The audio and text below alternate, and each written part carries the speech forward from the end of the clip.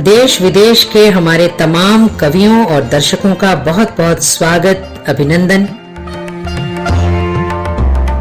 कि जो लॉकडाउन के दौरान सोशल डिस्टेंसिंग को निभाते हुए आयोजित इस ई कवि गोष्ठी में अपने अपने घर से ऑनलाइन जुड़े और दूरियों को मात देने में हमारे सहयोगी बने।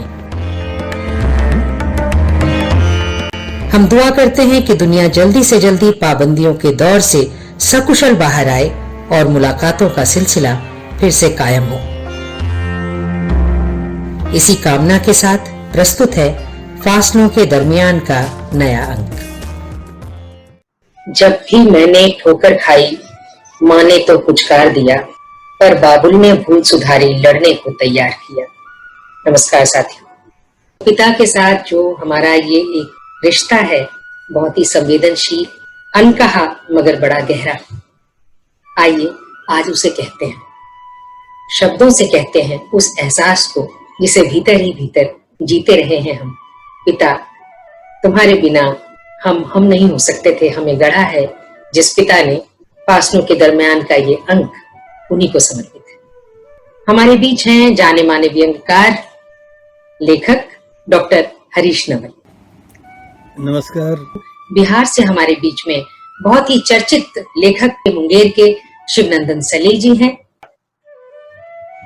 दिल्ली से जानी मानी कवयित्री और चित्रकार डॉक्टर स्नेह सुधा नवल जी हमारे बीच में हैं।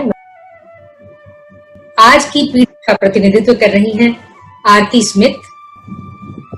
इन सब को एक सूत्र में पिरोते हुए पिता को याद करने की जो एक पेशकश है, उसमें मैं हूं आपके साथ अलका सिन्हा। तो इस कड़ी में सबसे पहले मैं बुलाना चाहती हूँ आरती स्मिथ को, जो बहुत ही संवेदनशीलता के साथ इन संबंधों को जीती हैं और बराबर ऐसी रचनाओं से जुड़ी रहती हैं। पिता के जाने के बाद हमें उनकी अनुपस्थिति में उपस्थिति का जो एहसास होता है, उनकी जिम्मेदारी का, है उस पर अपनी कविता रखती हूँ, सलीब पर। स्वागत है। खूंटी पर टंगा है कुर्ता या टंगे हैं पिता सलीब पर, जिम्मेदारियों की कील से ठुके लटके हैं वर्षों से, और गर्व से तनी गर्दन झूलने लगी है धीरे धीरे। झूलती बाहों की परछाइयाँ गाथा सुनाती हैं पिता के कांधे पर लदे बेहिसाब दबाव का, और हवा में लहराता हिस्सा बेजान हो रहे तन मन का। कुर्ता पिता की यादों से लिपटा, उनकी देह गंध समोए, उनके संघर्ष और जीवन की त्रासदी की अकथ कथा बाँचता झूल रहा है। दिख रहे हैं पिता झूलते हुए सलीब पर। बहुत पिता नहीं होकर भी मेरे साथ हैं। जी बिल्कुल। जब वह थे उस समय की स्मृति आपके साथ साझा करते हुए पिता और मैं यादों की अलगनी पर जब टांगती हूँ बचपन, यादों की अलगनी पर जब टांगती हूँ बचपन, झड़ते हैं अनमोल पल।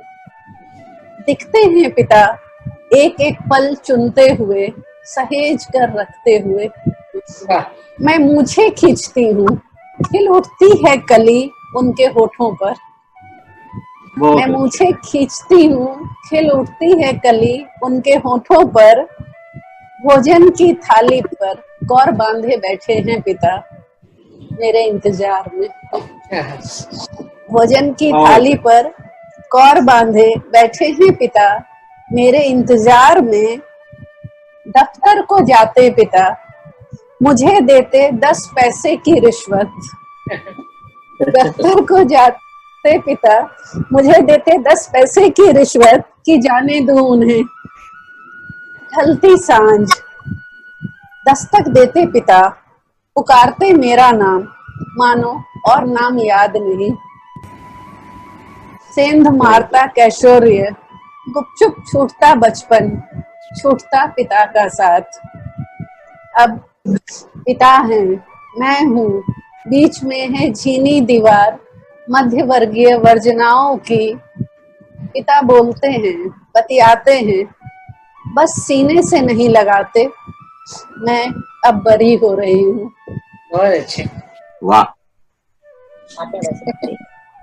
मुस्कुराने लगे हैं पिता, एक बार फिर मुस्कुराने लगे हैं पिता। खिल उठी है हंसी पोपले गालों के बीच, सुनी आंखों में तैरने लगी है उम्मीद की नाव। बहुत एक बार फिर वे विचरने लगे हैं स्वप्न लोक में। एक बार फिर वे विचरने लगे हैं स्वप्न लोक में। बसने लगी है भीतर उजास की अनगढ़ दुनिया, बजने लगे हैं सितार सांसों में। एक बार फिर वे खिलने लगे हैं, खुलने लगी है पंखुड़ियां गुंचे गुल की। नन्हा शिशु चहकने लगा है झुर्रियों के बीच। नन्हा शिशु चहकने लगा है झुर्रियों के बीच। एक बार फिर माँ की मांग में दमकने लगी है सूरज की लालिमा। एक बार फिर माँ की मांग में दमकने लगी है सूरज की लालिमा। मुख पर रक्ताब गगन, जीवन की मुस्कान कितनी सुंदर सतरंगी। वाह। एक सवाल पिता से जो उनके जाते जाते मैं नहीं कर पाई, आप सबों से साझा करती हूँ। कितने ही किरदार निभाए, कितने ही किरदार निभाए, बिना जतलाए बिना बतलाए, मंजे हुए कलाकार की तरह। जाते जाते भी न छोड़ी अदाकारी, बहुत सुंदर। और रुखसत हो गए। क्यों पिता, क्यों बांध रखी थी तुमने अपनी एक अलग गठरी, और हमें दी थी हिदायत कि छूना नहीं। सारी दी मैं इसको फिर से पढ़ती हूँ। कितने ही किरदार निभाए, बिना जतलाए बिना बतलाए, मंजे हुए। एक मिनट मुझे लगेगा तो।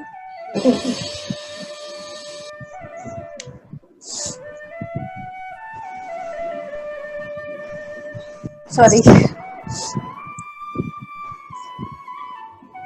कितने ही किरदार निभाए, बिना जतलाए बिना बतलाए, मंजे हुए कलाकार की तरह।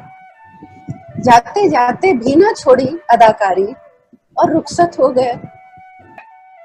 क्यों पिता, क्यों बांध रखी थी तुमने अपनी एक अलग गठरी, और हमें दी थी हिदायत कि छूना नहीं।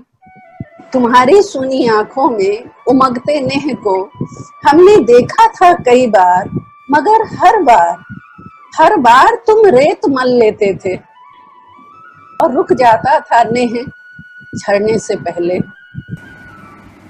हम ढूंढते रहे बार बार तुम्हारा पिघलता रूप, पर पहरे बिठा रखे थे तुमने पिघलते जज्बात पर। पिता आज तुम नहीं हो, पिता आज तुम नहीं हो, फिर कौन है जो हटाए तुम्हारी रुखाई की अदाकारी से आवरण, और दिखा सके कोरा सच। पर्दा उठ गया है अमूर्त तुम, दिख रहा है नन्हा उदास मूक बालक। पिता तुम बिना कठोर बने भी तो जी सकते थे किरदार, जीत सकते थे दिल, प्यार और वाहवाही। फिर तुमने क्यों चुना माँ के लिए घर, और अपने लिए निहायत अंधेरा कोना। काश संकेत दे जाते तो निकल आती मैं उस अंधेरे कोने से बाहर, जहाँ कैद हैं मेरे सवाल आज भी।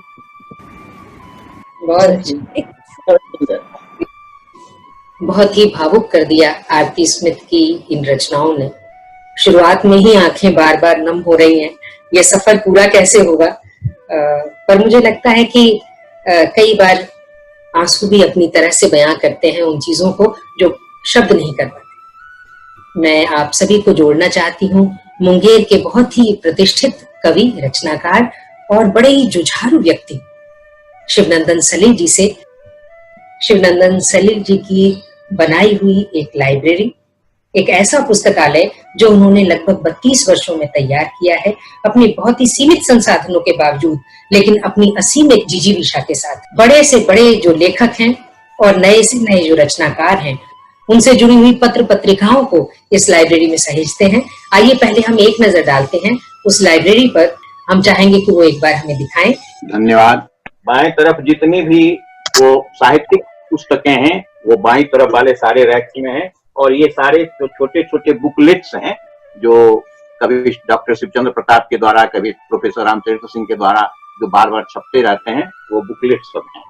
और इधर जो मेरे बाएं तरफ देख रहे हैं आप लोग, मेरे बाएं तरफ जो किताबें हैं वो अक्सर धार्मिक किताबें हैं और कुछ महत्वपूर्ण पत्रिकाएं हैं, जो धार्मिक किताबों की, आध्यात्मिक किताबों की, और ये कहिए कि दर्शन शास्त्र। ये इधर जो है ये सारे, ये मेरे बाएं बगल, ये सारे दर्शन से संबंधित किताबें हैं, जैसे कि आचार्य रजनीश जी का है, फिर कहा जाए कि वो हमारे जो ये स्वामी जी हैं सत्यानंद जी, इनकी किताबें हैं। और समय समय पर आती रहती हैं किताबें, मैं सहेजता रहता हूँ। ये असली पुस्तक प्रेम है, और जितने भी हमारे दर्शक वाकई पुस्तकों से प्रेम करते होंगे वो एक बार जरूर अपना कार्यक्रम बनाएंगे कि वो मुंगेर जाएं। और अब मैं चाहूंगी कि शिवनंदन सल्ले जी, हम आपकी रचनाओं से रूबरू हों। आज आदर्श डे के अवसर पर देखा जाए, आज तक नहीं मिला वैसा छतनार वृक्ष जिसकी तुलना कर सकूं पिताजी से, क्या बात। जिसकी तुलना कर सकूं पिताजी से। बैठ जाऊं उसके नीचे, उतार कर अपने सारे ज्ञान, उतार कर अपनी सारी बुद्धि, और बन जाऊं एक बालक। बहुत अच्छा। और बहुत बन जाऊं एक। तैर रहा था ममता की नदी में, तैर रहा था ममता की नदी में, बेखबर बेख्याली में, लेकिन किनारे पर खड़े थे पिताजी। बहुत सुंदर। लेकिन किनारे पर खड़े थे पिताजी, कभी प्यार से, कभी डांट कर, कभी प्यार से, कभी फटकार कर बता रहे थे कैसे उठाना है हाथ, कैसे गिराना है पैर, कैसे संतुलित करना है सांसों को, और तैरना है एक कुशल तैराक की तरह, और पा लेना है किनारा। बहुत अच्छा। पिताजी के गमछे से बंधकर, उनके कंधे से लटक कर आ जाते थे सारे पर्व त्योहार, दशहरा, दिवाली, होली, चटकीले कपड़े, पंचमेर मिठाइयां, पटाखे, रंग, पिचकारियां। आज भी आते हैं पर्व और त्योहार कार्टूनों में बंद होकर। आज भी आते हैं पर्व त्योहार कार्टूनों में बंद होकर, लेकिन नहीं दे पाते वो एहसास जो पिताजी के गमछे से मिलती थी। मैं कॉलेज का नंबर 1 साइकिलिस्ट, मैं कॉलेज का नंबर 1 साइकिलिस्ट, लेकिन जब कॉलेज के लिए निकलता अपनी साइकिल पर, तो पिताजी कहते ठीक से साइकिल चला। तो पिताजी कहते ठीक से साइकिल चलाना। उस समय उनकी बातें हंसी का कारण बनती थी, लेकिन आज समझ में आता है उस एक वाक्य का गूढ़ार्थ। कद और पद दोनों बड़े हैं मेरे, बैठता हूं घुमावदार कुर्सी पर, निपटाता हूं फाइलें। लगता है पिताजी पीछे खड़े, लगता है पिताजी पीछे खड़े हैं, कुर्सी को थामे। जब कलम उठाता हूं तो कहते हैं कस के पकड़ना कहीं फिसल न जाए। वाह। कस के पकड़ना कहीं फिसल न जाए, क्योंकि मुझे जन्म जन्मांतर तक कहना है कि ईमानदार है मेरा बेटा, ईमानदार है मेरा बेटा। बहुत बढ़िया, बहुत बढ़िया, बहुत अच्छा। पिताजी को समर्पित मेरी कविता थी। और ये गीत है, बड़ा मधुर गीत है, मेरा प्रिय गीत है, आप लोगों को भी शायद अच्छा लगे। स्वागत। कि सांझ होते ही नभ के सितारे जगे, कुछ हमारे लिए कुछ तुम्हारे लिए। कि सांझ होते ही नभ के सितारे जगे, कुछ हमारे लिए कुछ तुम्हारे लिए। नैन में सो रहे स्वप्न सारे जगे, कुछ हमारे लिए, कुछ तुम्हारे लिए। कि आमने सामने दीप जलने लगे, प्राण के पात्र में प्राण ढलने लगे। घूंट पर घूंट आंसू के प्याले भरे, कि घूंट पर घूंट आंसू के प्याले भरे। कुछ हमारे लिए, कुछ तुम्हारे लिए, कुछ हमारे लिए, कुछ तुम्हारे लिए।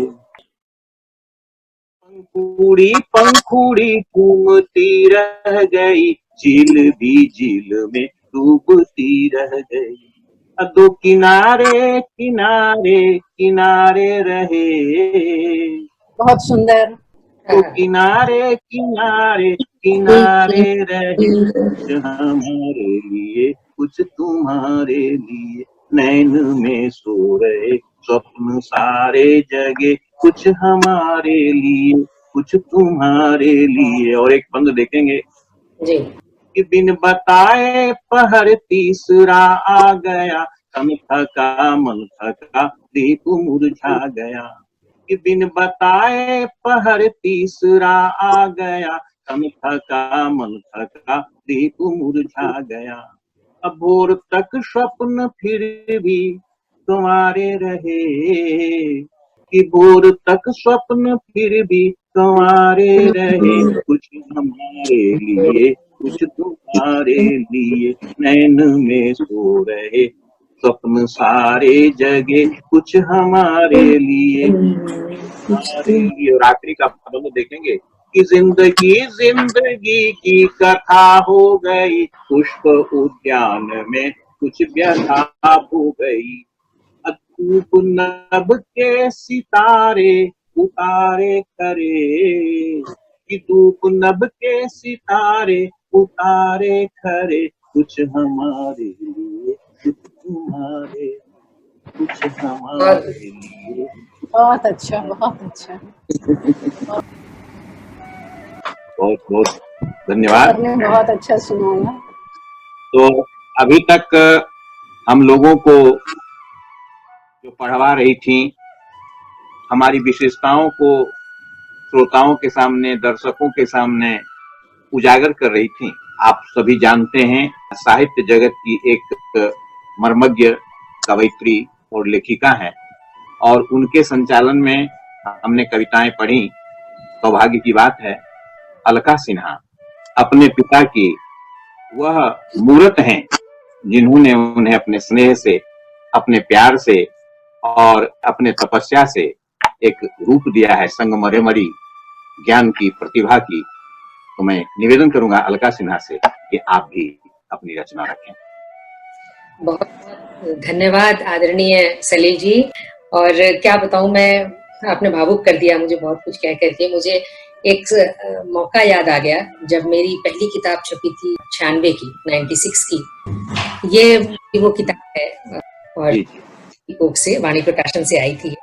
तो वो जब किताब का लोकार्पण हो रहा था, उस वक्त मेरे पिता भी वहां पर थे। मैं भूल नहीं सकती उस वक्त उनको जब बुलाया गया कहने के लिए कि आप इस पर 2 शब्द कहें, तो उन्होंने जो कहा, इतनी सी बात कही थी कि इसमें तो मैं अपना ही रूप देखता हूँ, खुद अपने लिए क्या कहूं।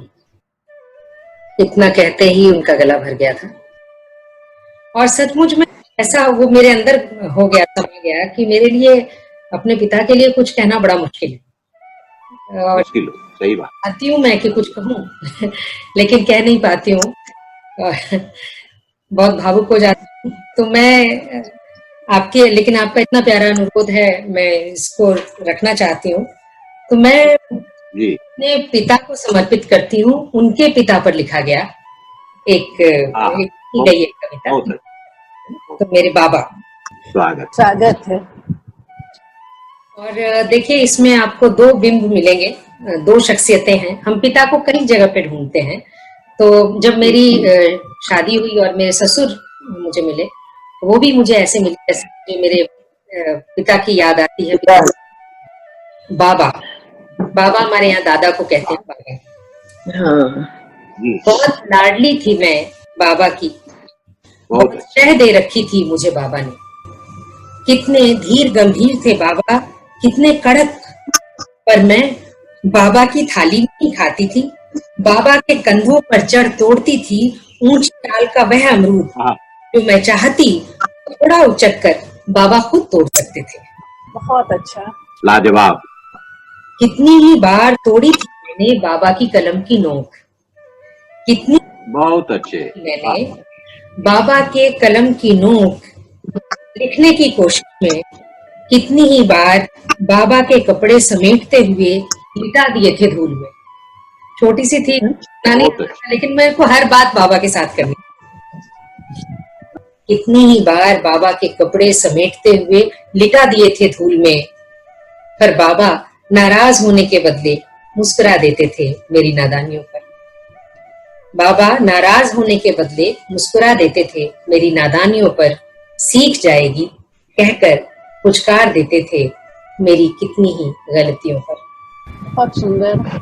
देखती थी रोज बाबा को तुलसी चौरा में जल ढारते, चेहरे पर ओझ, ऊंचा माथा, ऋषि मुनि सा गांभीर्य, ध्वजा के पास झरे बेली के ताजा फूल चुन चुन कर रख जाते मेरी झोली,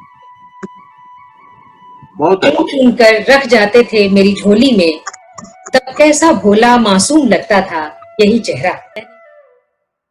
बहुत पीछे छूट गया सब, बहुत पीछे गया सब। जी जी, बहुत।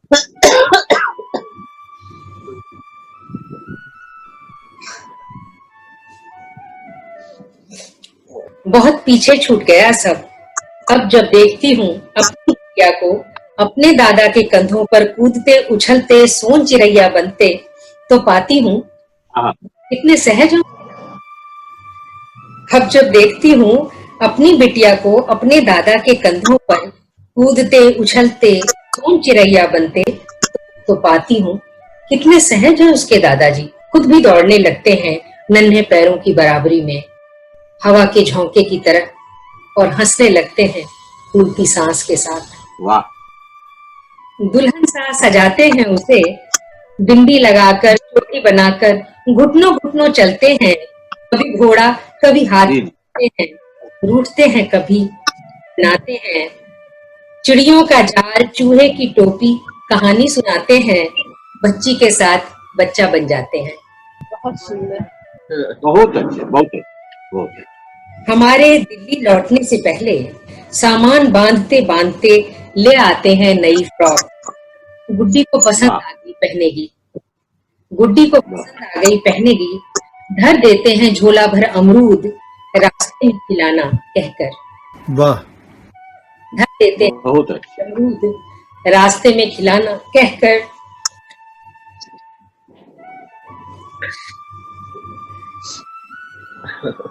बहुत बहुत बहुत अच्छे। लड़कियां ही याद करती हैं।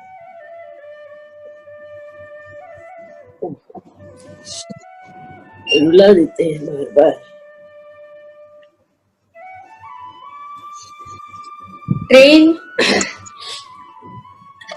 ट्रेन छूटने से पहले दौड़ते भागते ले आते हैं गुड़ मुरही की लाई, मुरब्बा और चना जोर गरम।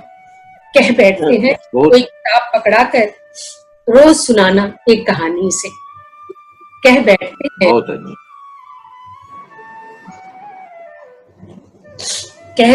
हैं कोई पकड़ाकर रोज सुनाना कहानी से। देखती हूँ एक कहानी दौड़ती जाती है ट्रेन के साथ। देखती हूँ एक कहानी दौड़ती जाती है ट्रेन के साथ। हिलाती है हाथ दूर तक, दृश्य लौटने लगते हैं पीछे। हरे पेड़, कच्चे मकान, खेत, बियाबान, पीछे पीछे बहुत पीछे, जहां अब भी खड़े हैं मेरे पापा। बहुत सुंदर। आंखें नहीं रोई, हम सब रो पड़े। बहुत उत्कृष्ट है आपकी कविता। शुक्रिया। तो मैं अब इस क्रम को आगे बढ़ाती हूँ। अगर मैं कहूँ कि जो व्यक्ति दिल्ली यूनिवर्सिटी में पढ़े और खास करके प्रोफेसर विजेंद्र स्नातक से पढ़े, जो उनके छात्र रहे, वो जानते हैं कि छतनार व्यक्तित्व की छाया में बैठने का क्या अर्थ होता है। एक ऐसी ही शख्सियत हमारे बीच में है डॉक्टर स्नेह सुधा नवल, जो न केवल उनकी छात्र रही हैं, उनकी पुत्री भी है, तो एक ऐसे पिता और ऐसे गुरु दोनों का सानिध्य जिन्हें प्राप्त हुआ है। उन्होंने क्या कुछ लिखा है अपनी कविता में उस पिता के बारे में, उसके बारे में तो हम सुनेंगे, लेकिन उनके साथ साथ तो रंग और कुची से भी बात करती। तो एक नजर हमारे देखने वालों को वो उसकी भी दिखाएं। मेरे को प्रकृति के दृश्य बनाने अच्छे लगते हैं, तो वही मैं हमेशा देखती रहती हूँ। और ज्यादा मुझे पुष्पों से प्रेम है, तो वही मेरे को अच्छा लगता है, वही मैं बनाती हूँ। बहुत अच्छे, बहुत अच्छे। बहुत सुंदर, बहुत सुंदर, बहुत अद्भुत, अद्भुत। इतने सुंदर फूल खिल गए हैं। वाह, लाजवाब, बहुत सुंदर। बहुत सुंदर, बहुत खूबसूरत। तो ये मेरे पिताजी हैं, डॉक्टर विजय सभी नमन करते हैं। ये बहुत अच्छा है। और अब मैं चाहूंगी कि हम आपकी रचनाओं से रूबरू हों। पुरानी पीढ़ी और नई पीढ़ी का जो संघर्ष है उसको देखते हुए कई बार ऐसा लगता है कि पिता ने ऐसी शिक्षा दी है, क्यों दी थी। कई बार ऐसा लगा इस जमाने में। पुरानी पीढ़ी और नई पीढ़ी। मुझे कहा जाता है कि बहुत पिछड़ गई हूँ मैं, बच्चों को अंधविश्वासी, पति को दकियानूसी लगती हूँ मैं, परिजनों को पुराने विचारों की, सहेली को रूढ़िवादी लगती हूँ मैं। क्या सचमुच पिछड़ गई हूँ मैं? हे मेरे पिता, क्यों दी तुमने मुझे ऐसी शिक्षा?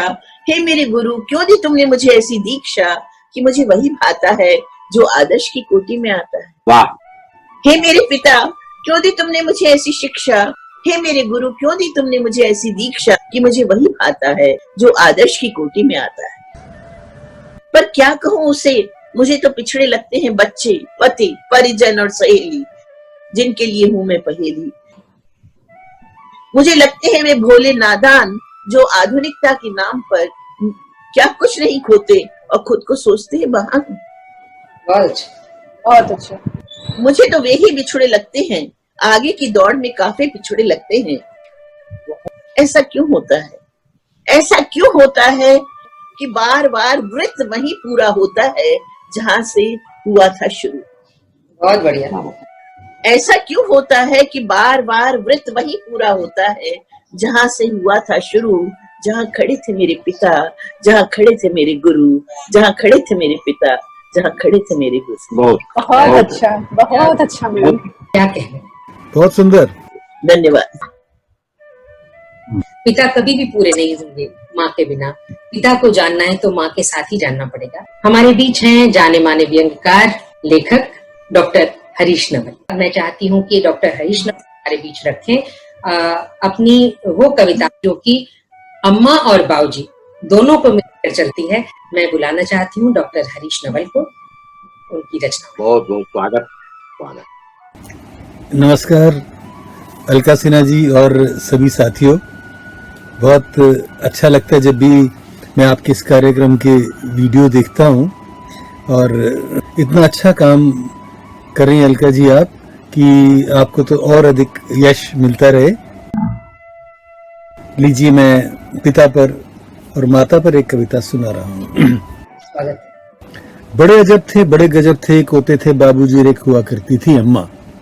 बड़े अजब थे, बड़े गजब थे, एक होते थे बाबूजी, एक हुआ करती थी अम्मा। मन से धन कमाते थे बाबूजी, तन लगा घर चलने की दुआ किया करती थी अम्मा। बड़े अजब थे, बड़े गजब थे, एक होते थे बाबूजी, एक हुआ करती थी अम्मा। वाह, बहुत सुंदर। बाबूजी जब दफ्तर से घर आते, छाता एक हाथ में दूजे में थैला भर लाते। ड्योढ़ी की किल्ली पर छाता टंग जाता, अम्मा के चेहरे पर हर संध्या इंद्रधनुष उग आता। क्या कहने। उधर बाबूजी को पानी पिला, अम्मा पंखा झलने लगती। इधर चोरी चोरी खुलता थैला, आशाएं नित फलती। हमारे मन की खूब समझते थे बाबूजी, रही सही बताया करती थी अम्मा। बड़े अजब थे, बड़े गजब थे, एक होते थे बाबूजी, एक हुआ करती थी अम्मा। एक होते थे बाबूजी, एक हुआ करती थी अम्मा। बाबूजी से हम डरते थे, पर नहीं जानते थे वो हम पर कितना मरते थे। क्या कहने। हमें उनमें मीलों दूरी लगती थी, खुलकर हमसे प्यार जताने में जाने उनकी क्या मजबूरी बसती थी। हम सवाल जब हल नहीं कर पाते, वे चपत एक लगाया करते थे। वह दंड कितना मीठा था, अब लगता अपनी जीवन गीता था। क्या कहने। जब छड़ी उठाया करते थे बाबूजी, तब हमें बचाया करती थी अम्मा। बड़े अजब थे, बड़े गजब थे, एक होते थे बाबूजी, एक हुआ करती थी अम्मा। जेठिया दोपहरी में बाबूजी खस के पर्दों को पानी से भरते थे। लू से हमें बचाने में अक्सर खुद लू खा जाया करते थे। बहुत बढ़िया। कैसे भूलेंगे वो पलछिन जब बाबूजी खरबूजे आम काट काट कर तश्तरियों में धरते थे। सत्तू घोल पिलाया करते थे बाबूजी, ठंडाई घोट हमें जिलाया करती थी अम्मा। वाह, बड़े अजब थे, बड़े गजब थे, एक होते थे बाबूजी, एक हुआ करती थी अम्मा। शीतलहर जब चलती थी, दांतों की वीणा बजती थी, अम्मा कमरे में अंगीठी रख जाती, हम अंगारे झोंका करते। कैसे भूलेंगी दरवाजों की दरारों से लग बाबूजी ब्यार रोका करके। दरवाजों की दरारों से लग बाबूजी ठंडी ब्यार रोका करते। आहा, रजाई पर कंबल धरा करते थे बाबूजी, गोद से सिकाई किया करती थी अम्मा। बड़े अजब थे, बड़े गजब थे, एक होते थे बाबूजी और एक हुआ करती थी अम्मा। बीत गए वो बाबूजी, बस यादें उनकी बची हुई। रीत गई वो अम्मा जी, मन में बातें उनकी बसी हुई। वट वृक्ष थे बाबूजी, उनकी छाया है अब भी समाई। अन्नपूर्णा थी अम्मा जी, उनकी माया भी यहीं समाई। बाबूजी की सांसें सबको याद हैं, अम्मा जी की आसीसें सबको याद हैं। क्यों कर सुना दिखता आंगन जबकि लगता बहुत आबाद है। वाह वाह वाह। रोज किताबों के पन्नों से झांका करते हैं बाबूजी, रोज किताबों के पन्नों से झांका करते हैं बाबूजी। रोज घर के कोने कोने से ताका करती हैं अम्मा। बड़े अजब थे, बड़े गजब थे, एक होते थे बाबूजी और एक हुआ करती थी अम्मा। मन से धन कमाते थे बाबूजी, तन लगा घर चलने की दुआ किया करती थी अम्मा। बड़े अजब थे, बड़े गजब थे, एक होते थे बाबूजी और एक हुआ करती थी अम्मा। लाजवाब। बहुत दिल को छू गई आपकी बात। सुंदर। धन्यवाद। आज की ये गोष्ठी मुझे लगता है कि बार बार आंखें नम करती रही, और इस नमी में भी कहीं खुशी का एहसास हमें अपने भीतर सराबोर करता रहा। मैं आपका बहुत बहुत हृदय से आभार व्यक्त करती हूँ और कहना चाहती हूँ कि आज हमने कुछ ऐसे भाव व्यक्त किए जो हम नहीं करते।